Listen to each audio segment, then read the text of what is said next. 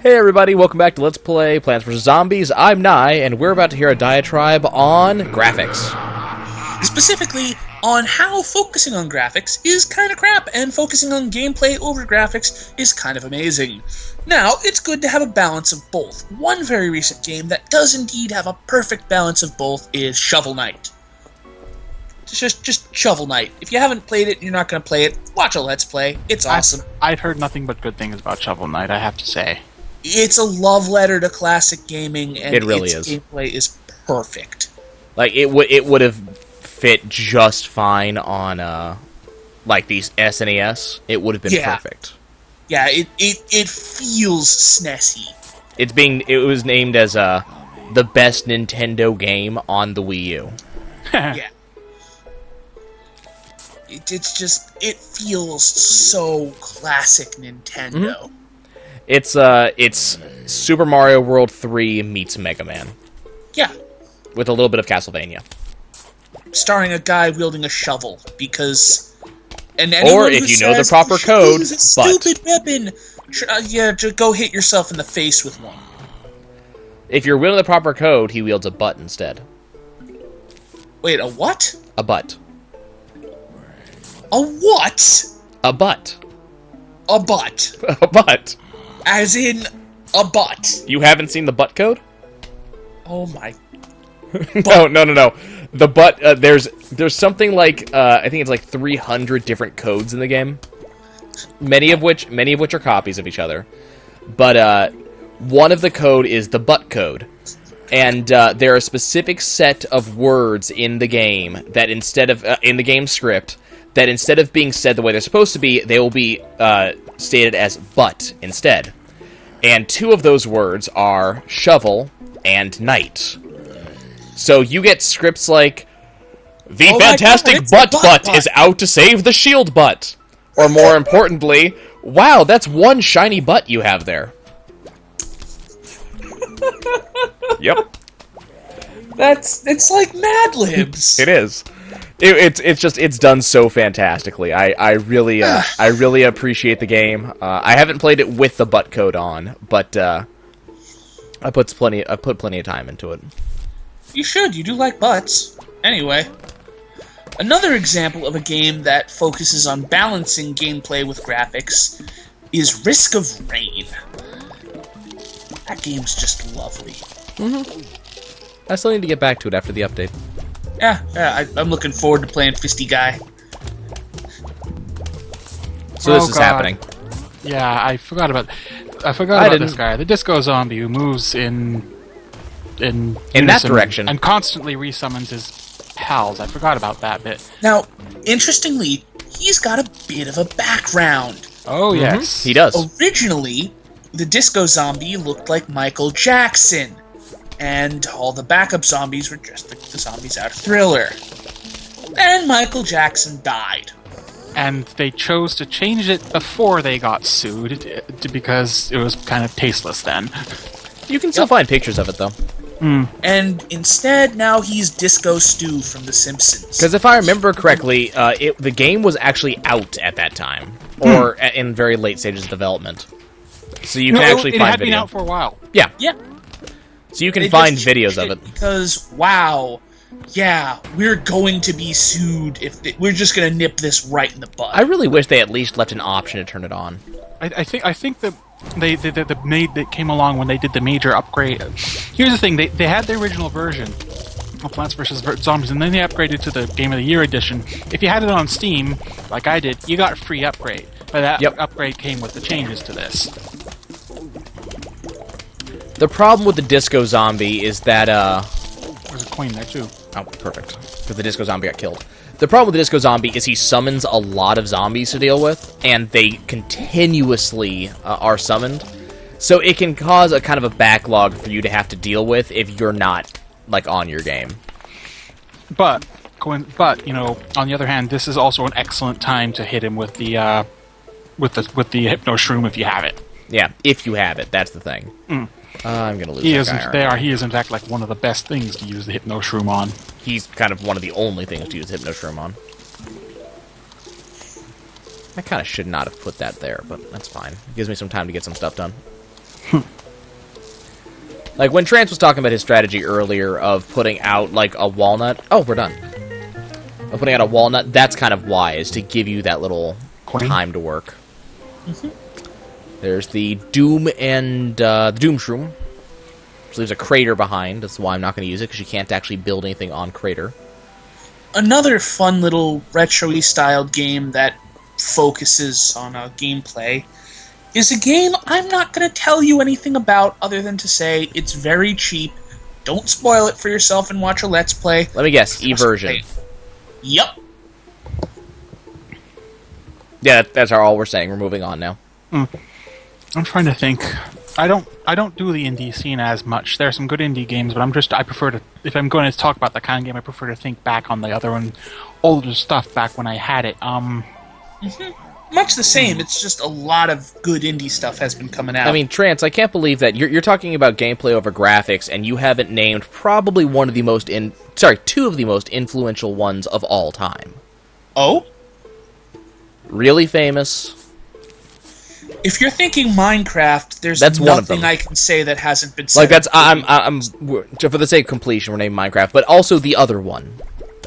I'll give you a hint. Mike Bithell. Who? Thomas Was Alone, Trance. Never played it. Do you know what it is? That. Nope. Go look it up. Yeah, go look it up now. Like, now. We'll wait. We'll wait. We'll be here. It looks like a thing. It is a game that it is a game that proves the games are great at telling stories. It's a game that proves you don't need graphics at all to game. Ever. My immediate thought upon seeing this is Adventures of the Pong Paddle. No, Thomas Was Alone is awesome because it's a very minimalistic game. It is... Beautiful story, beautiful characters, beautiful narration, and it does it with, like, polygons. Graphics. Yeah. It's very well done. It's got a really good platformer style to it, and it's about a square. Hey man, just because he's rectangular doesn't mean you can insult him. I didn't say he was rectangular. I said he was a square. One step. But yeah, lots of. And yes, for anybody wondering, I am aware that a square is technically a rectangle. Yes, I'm aware. There's another example of a really good first-person shooter that not enough people have played. 13. Heard of it. But I didn't have a PS2 back when it came out. It's a PC game. It was on... I'm pretty sure it was on the PS2 when it first came out. It was on both. I think it was a simultaneous release. I've mostly played the PC version, and it's pretty much you're playing a comic book, and it's awesome. Mm-hmm. Oh, sorry, I was just thinking 13. Why does it sound familiar, but I can't remember which one it was. Yeah, and I said comic book, and it popped right in? Yes. Yeah. It has a very distinctive graphic style. It really does. It's really well done. Mm-hmm. Masterful combat. It reminds me very strongly of if GoldenEye and a comic book mated. That's really what it is. What have I got that... I could probably go down my list, but if I can name it as a really good game, at this point it's probably either been mentioned by us or it's so famous it's not need mentioning. Beyond Good and Evil. Oh yeah, but everybody knows that one by this point. Yeah. Outcast. Outcast is fucking incredible. Okay, here's a series that I'm not sure a lot of people know because we only got 2 of them. It was primarily for the PS2. Disaster Report. I know the name. I know the name. That's it.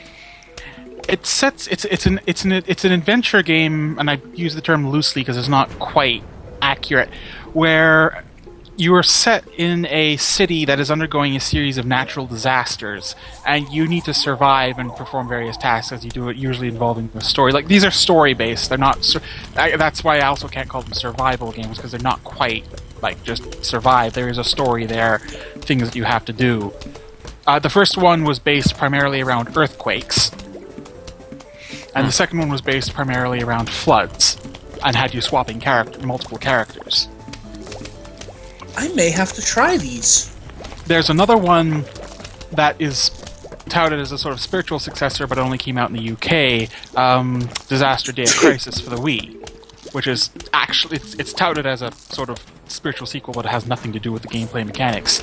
One of the big things of the Disaster Report games was, you have to keep hydrated. Instead of you have a health bar, but that's secondary to your water bar.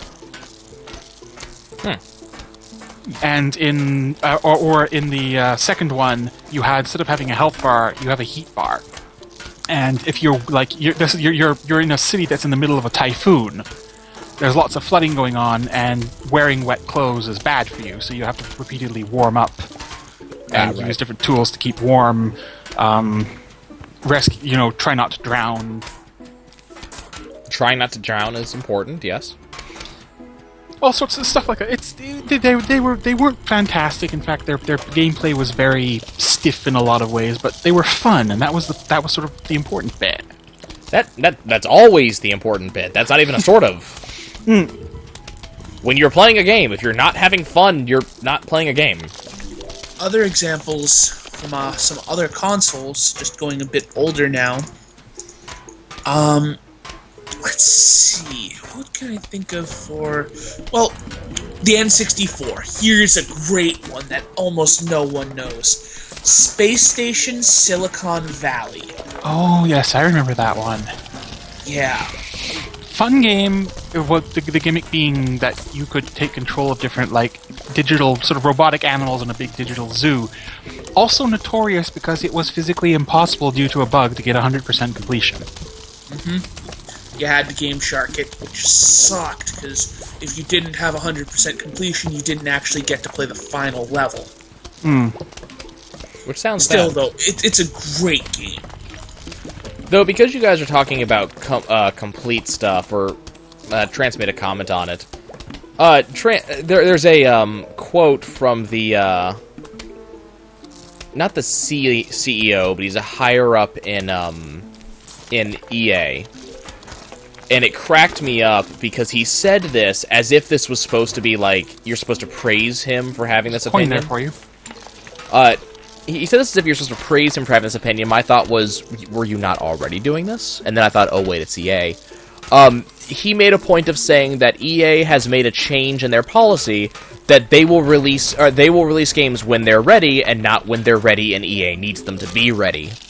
And I went, That's what other companies do, EA. Why do you think this is supposed to be a different and important thing? I was confused. I mean, it's depressing that it's thought, well, if it's not ready, we can release it because we need it to be.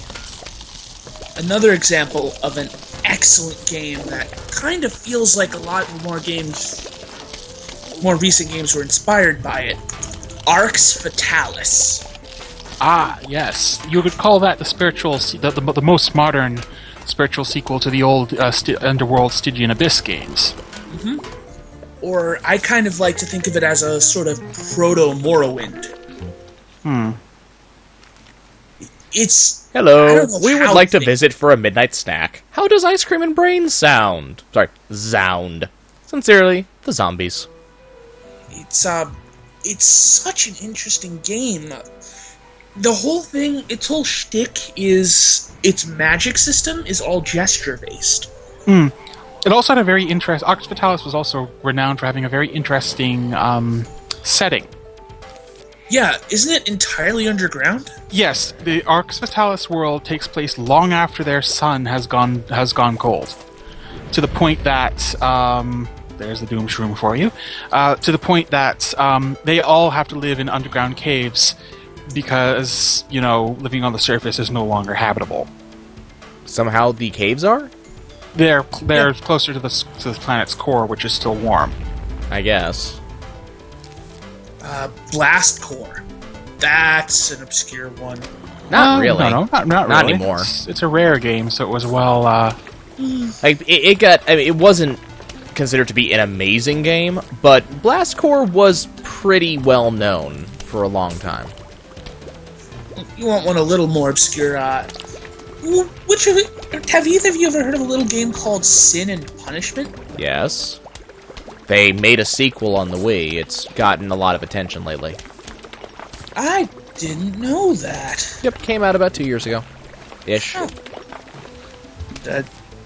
I know I'm going to get made fun of for this, but I have to admit it anytime I'm talking about good classic N64 games. I honestly enjoyed Quest 64 a lot. It was Ogre Quest? unique. No, Quest. Oh. Just plain Quest.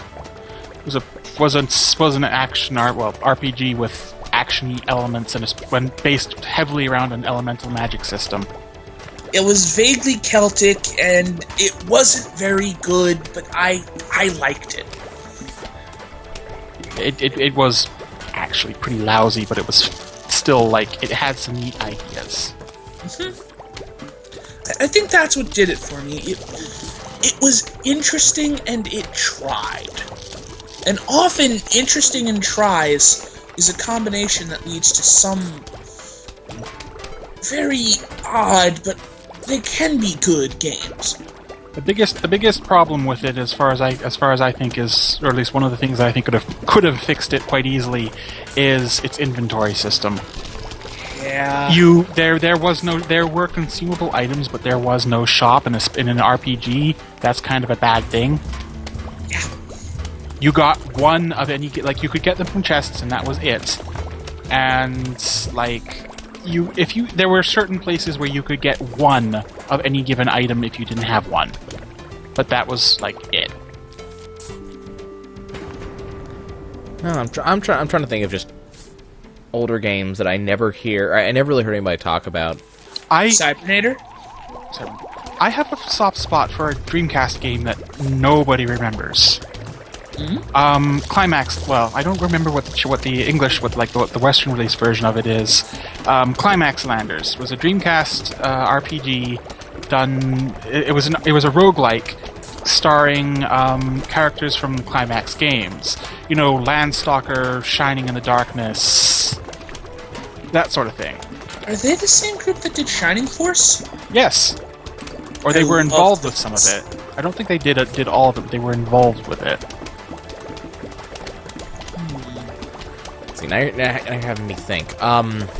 Speaking of obscure Dreamcast games, remember Seaman?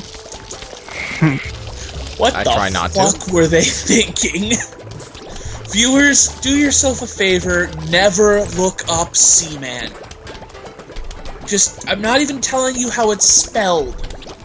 Because, no. Trust me. No. How about Buck Bumble, Trance? Wow, I'm surprised anyone remembers that one. It sounds like something you could get arrested for in the South.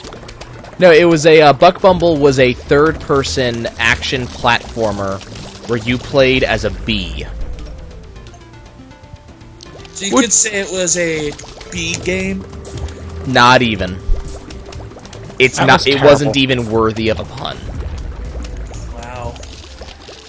Like I think if I remember correctly, I think Game Grumps did a thing on it. I mean, it had some cool ideas. You could fly in it, and that's something that not many games let you do ever. But it didn't have the basics down of this is how you make good game.